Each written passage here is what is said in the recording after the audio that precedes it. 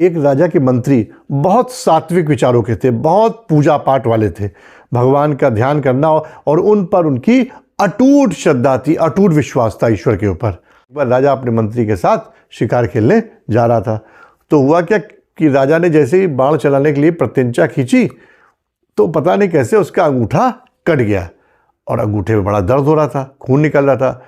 और मंत्री ने जब ये देखा तो उसने बोला भगवान की बड़ी कृपा है। राजा को यह बात सुनकर बड़ी गुस्सा, इसको आग बबूला हो गया, बोला मेरे अंगूठा कट गया और खून निकल रहा है और ये कह रहा है भगवान की बड़ी कृपा है। ऐसा करो, सैनिकों से कहा ऐसा करो, इनको तुरंत जेल में डाल दो, कारावास में डाल दो। जब मंत्री ने ये सुना तो फिर बोला कि भगवान की बड़ी कृपा है। कुछ दिनों बाद राजा फिर शिकार खेलने जा रहा था अपने सैनिकों के साथ, तो रास्ता भटकते भटकते वो आगे चला गया काफ़ी, सैनिक उसके पीछे रह गए। राजा भटकते भटकते दूसरे राज्य की सीमा में प्रवेश कर गया। उस राज्य के लोगों को बलि देने के लिए एक आदमी की तलाश थी।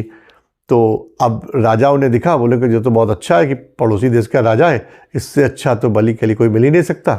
और उसको नहला धुला के जब वो बलि देने जा रहे थे तो देखा कि अरे इसका तो अंगूठा कटा हुआ है, अंगूठा कटे का निशान है। तो बोले अरे इसका तो अंगूठा कटा हुआ है, और जिसका अंग भंग होता है उसकी बलि तो दी नहीं आती।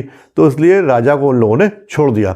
अब राजा मन ही मन सोच रहा था कि मंत्री ने उस दिन ये क्यों कहा था कि भगवान की बड़ी कृपा है। लेकिन राजा को ये बात समझ में नहीं आई कि मंत्री को तो मैंने जेल में डाल दिया था, फिर उसने अपने लिए भी क्यों कहा भगवान की बड़ी कृपा है। बड़ी जिज्ञासा हुई और राजा सीधा अपने राज्य पहुंचा और वहाँ उसने अब कारावास में गया जहाँ पर मंत्री बंद था। मंत्री से पूरी बात उसने बताई और ये बोला कि वो तो मैं समझ गया कि मेरे लिए तुमने कहा था, लेकिन अपने लिए क्यों कहा? तुमको तो मैंने जेल में बंद करवा दिया, फिर भी तुमने ये कहा कि ईश्वर की बड़ी कृपा है। तब मंत्री ने मुस्कुराते हुए कहा महाराज मैं आपका मंत्री हूँ, सैनिक नहीं।